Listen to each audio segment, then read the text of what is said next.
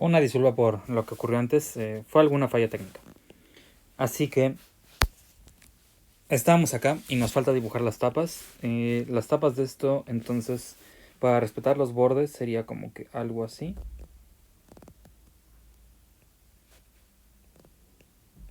Y el punto.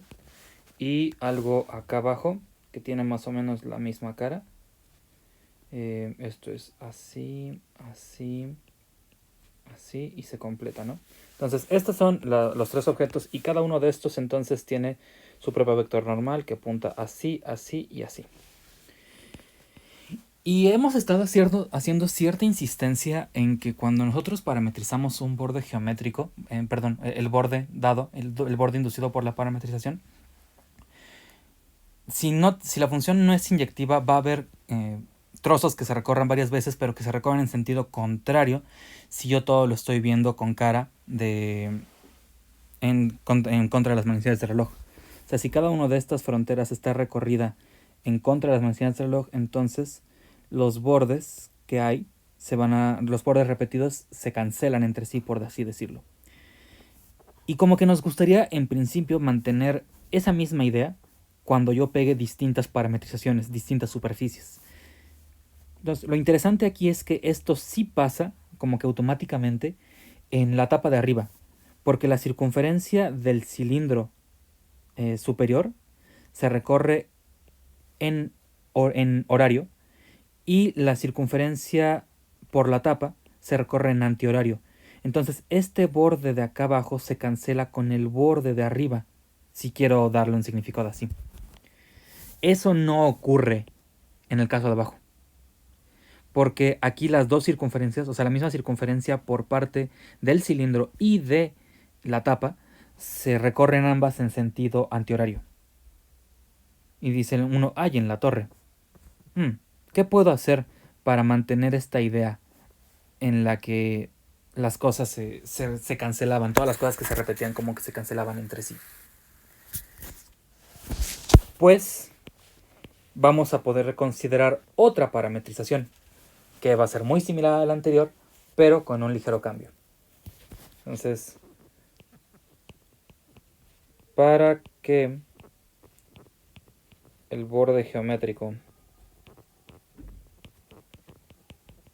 inferior se cancele, en términos de integración no tengo ningún problema porque finalmente son conjuntos de contenido cero, así que integrar sobre ellos no va a hacer ninguna diferencia, pero va a haber un extra por ahí. Entonces vamos a intentarlo. Podemos considerar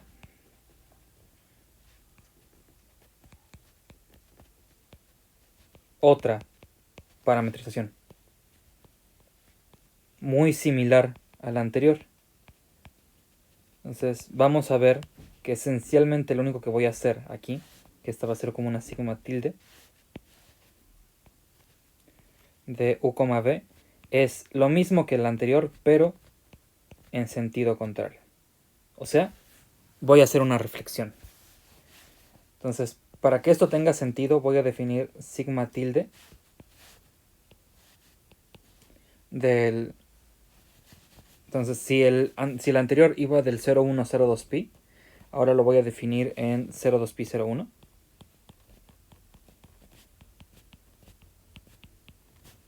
De R2 en R3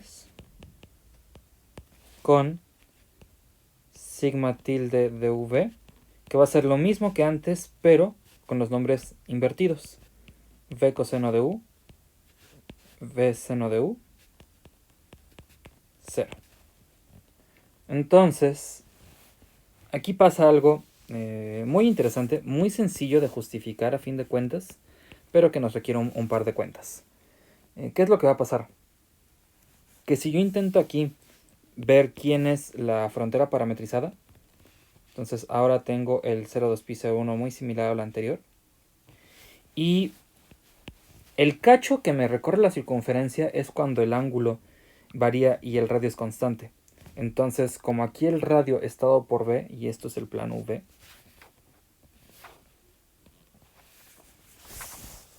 ¿sí? Entonces, ¿qué necesito? Para analizar lo que yo quiero analizar, necesito ver qué pasa con un par de imágenes. Si yo me tomo entonces, perdón, aquí es sigma 3 en todos.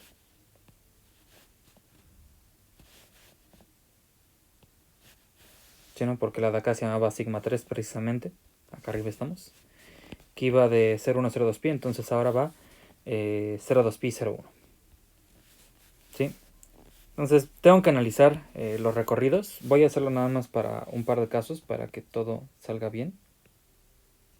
Entonces todos estos son puntos que ya conocemos, cuya parametrización ya conocemos.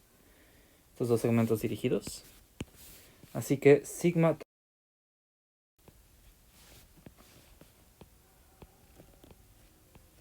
de el primer tipo de punto, quedamos que era, pues lo tenemos aquí arriba de hecho. Perdón, aquí. Los puntos en azul son 2πt. Entonces esto es sigma 3 de 2πt. Y esto me va a quedar t, 0, 0 y sigma 3 del cacho en morado, que también aquí ya lo tenemos. El cacho en morado es 2pi1 menos t1.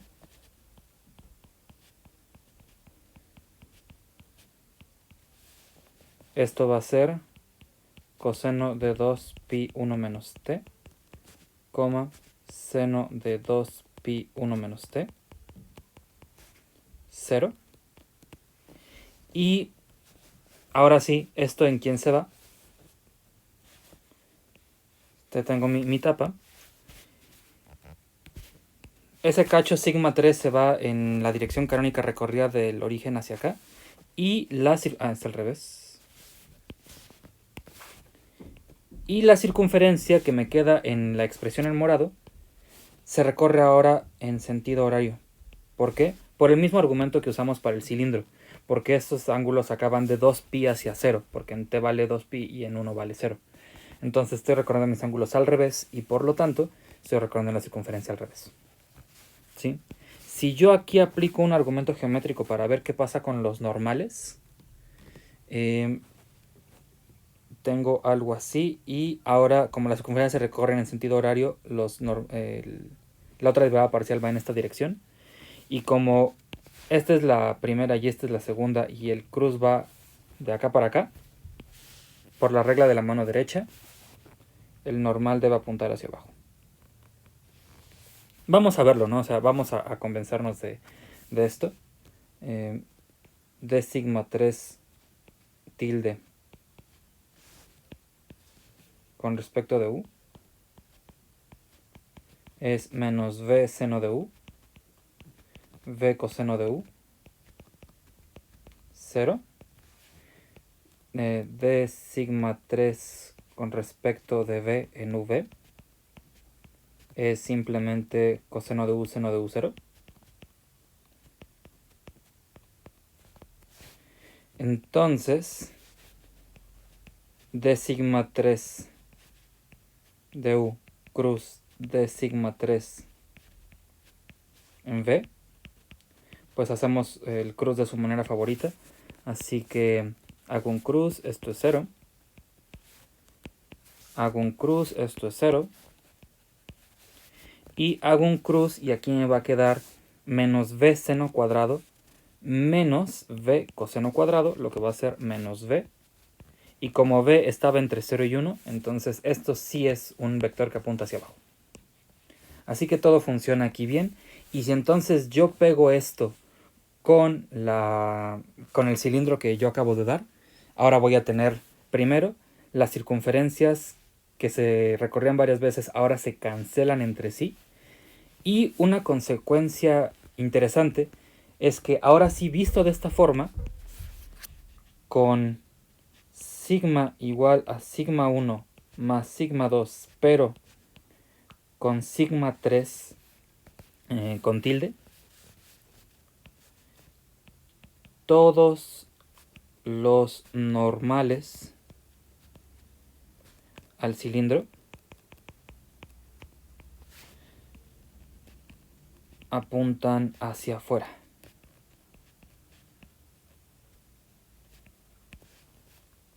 ¿Sí? Pues esto va a ser muy importante, esto va a ser muy, muy, muy importante. Por cierto, un comentario brevísimo sobre este truco que yo hice acá. Esto va a pasar en general y es una consecuencia de la regla de la cadena y del hecho de que las derivadas, digo, que el producto cruz, perdón, que el producto cruz sea antisimétrico. ¿Sí? Entonces, en general, si ustedes tienen una superficie y tienen el normal que apunta hacia un lado, pero por alguna razón quieren que el normal apunte hacia el otro lado, basta con hacer una reflexión, que es básicamente lo que hice, ¿no? Esto es componer con una reflexión y la regla de la cadena les va a decir que este cruz es menos el cruz original. Entonces, eso se puede verificar con unos argumentos de regla de la cadenilla. Ahora, de manera general, vamos a querer decir lo siguiente. Si pegamos dos superficies,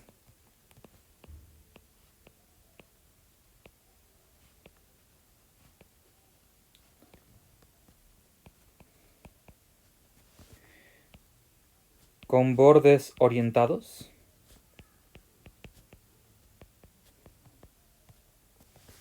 en una misma dirección, de la misma manera,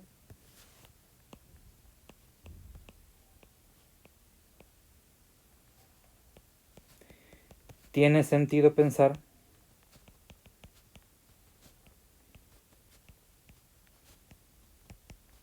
que los bordes repetidos se cancelen. Entonces, el ejemplo más elemental de esto sería como pegar dos cuadrados. Pues cada uno de estos tiene sus propios recorridos.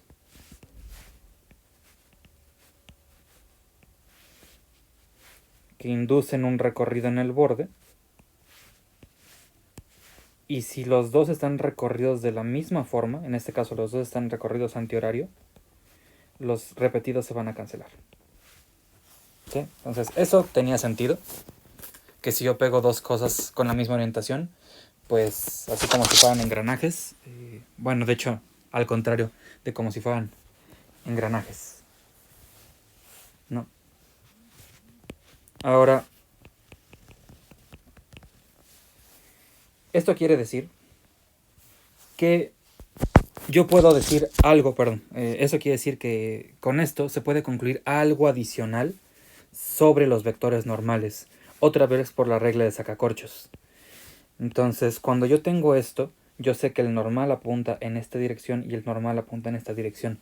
Entonces, si yo pido que se peguen dos superficies que mantienen el mismo recorrido en sus fronteras, entonces como que los normales van a apuntar en la misma dirección. Esa misma dirección es un decir, o sea, van a apuntar todos como que para el mismo lado. Y eso está bonito, pero tiene una consecuencia muy importante en tanto a las superficies como el cilindro, que son de alguna forma superficies cerradas. Entonces, para superficies cerradas,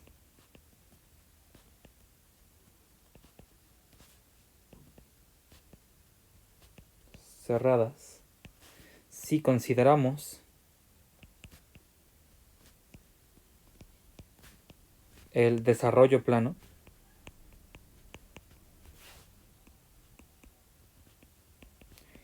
y luego doblamos para obtener las superficies. Por cierto que no he dicho que es una superficie cerrada, entonces también lo tengo que entrecomillar. Para obtener las superficies, todos los vectores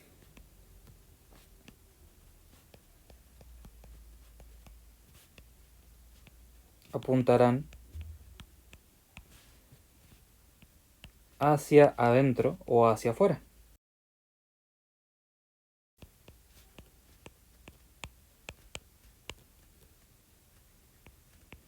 Entonces, ¿cómo se ve esto en el caso que acabamos de dar?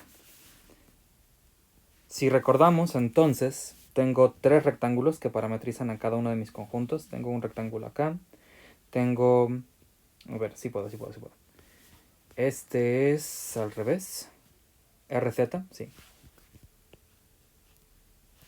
Este es así y este de acá también es así. Y cada uno se mandaba en distintos conjuntos. Entonces, viéndolo como en el desarrollo plano, antes de pegar los bordes recorridos, tengo este es mi desarrollo plano, el desarrollo plano de un cilindro. Entonces cada uno de estos tiene su propio recorrido. Este se va así, así, así y así. Lo que me induce un cierto recorrido acá. Entonces cada uno de estos se recorre de su propia manera. Déjenme pongo todos los que voy a usar.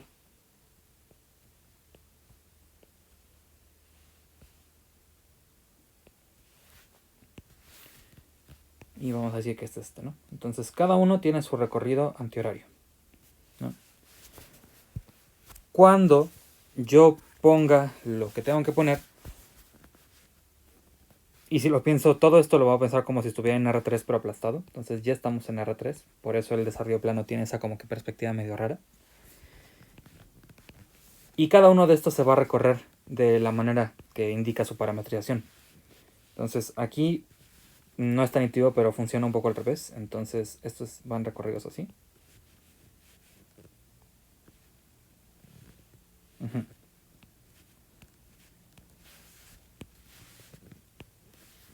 ¿Sí? Estos de acá van vistos desde aquí, son horarios, entonces va así.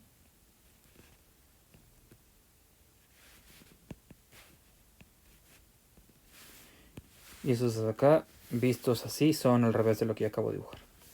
Entonces va así y así.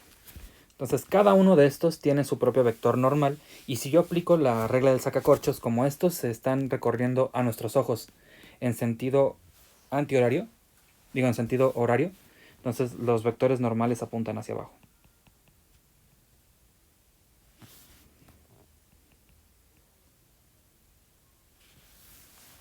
¿Sí? Entonces, ahora un segundo, ahora a ver, este va para acá, este va para acá y este va para acá. Y cuando yo los ponga en su lugar, cuando yo suba las cosas que tengo que subir y doble las cosas que tengan que doblar, me va a quedar el cilindro como tal. Entonces los estoy pegando de enfrente. Ah, por eso salió tan raro esto. Lo estoy pegando de enfrente porque estos dos de acá se tienen que pegar por enfrente para que tenga el borde que yo obtuve antes. Entonces esto es así. El de este lado va hacia abajo. Este va hacia acá. Este viene de acá. Va hacia arriba después. Y luego se recorre antihorario. No, este se recorre horario, ¿no? La de aquí, que la voy a superponer tantito.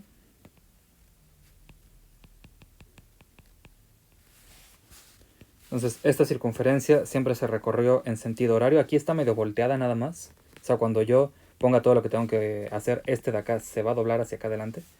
Entonces, esto de aquí me parece así y así. Entonces sí se cancela en efecto con las direcciones de allá abajo.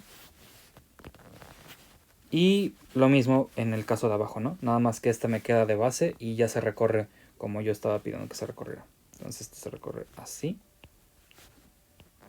y así. ¿Sí? Perdón por el dibujo de acá, déjenme...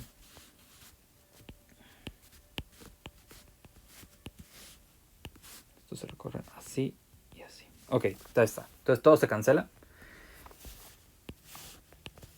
Y finalmente, nada más acá, cuando yo pongo todas las cosas en su lugar, cada vector normal gira con todo lo que yo acabo de decir y queda apuntando en la dirección correspondiente. Entonces es como si tuvieran su desarrollo plano, pero tuvieran también palillos en cada una de sus caras. Y cuando los arman, todos los palillos apuntan para su lado correspondiente, que en este caso todos apuntaron hacia afuera. ¿Ok? Así que esta situación en la que todos los vectores normales apuntan para un mismo lado, ya sea todos hacia adentro o todos hacia afuera, es lo que nosotros vamos a definir como una superficie orientada. Y es un caso específico para cuando las superficies son cerradas. Entonces no vamos a hablar de orientación para otro tipo de superficies, solo para aquellas que sean cerradas. Entonces, para terminar el video, definición.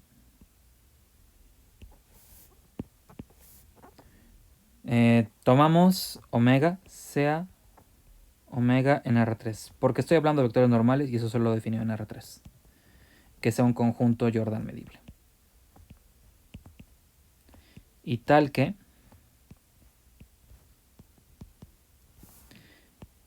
su frontera sea suave a trozos, sea una superficie suave a trozos. Decimos, y esto es lo que estamos, esta es la situación particular en la que nosotros vamos a decir que la frontera es una superficie cerrada. Cuando se ve como la frontera de una región, en R3. Decimos que la frontera está orientada positivamente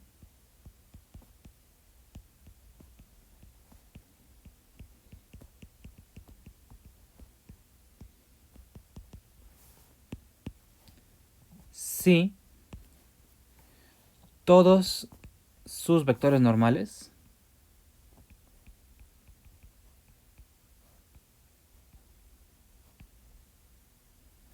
apuntan hacia la región misma, hacia el interior de omega. De otra forma, si todos apuntan hacia afuera,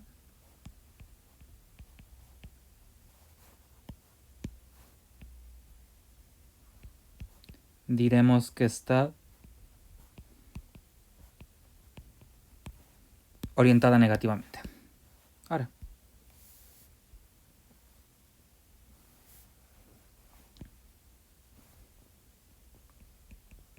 orientada negativamente. ¿Ok? Y ya, solo concluyo diciendo que entonces las superficies que estuvimos estudiando, las superficies cerradas que estuvimos estudiando en los ejemplos anteriores, son todas orientadas negativamente. Porque discutimos que la esfera, con todos los bordes que yo sé que tiene, sus normales apuntan hacia adentro. Vimos que apuntaban en dirección contraria, de hecho que apuntan todas hacia el origen. Entonces esto está orientado negativamente. Y el toro también. Esto es un poquito más complicado porque tiene como que dos caras. O sea, no es cierto, solo tiene una cara. Pero se razona distinto si el ángulo si el ángulo phi está entre 0 y pi, así está entre pi y 2pi. Entonces aquí también apuntan hacia adentro.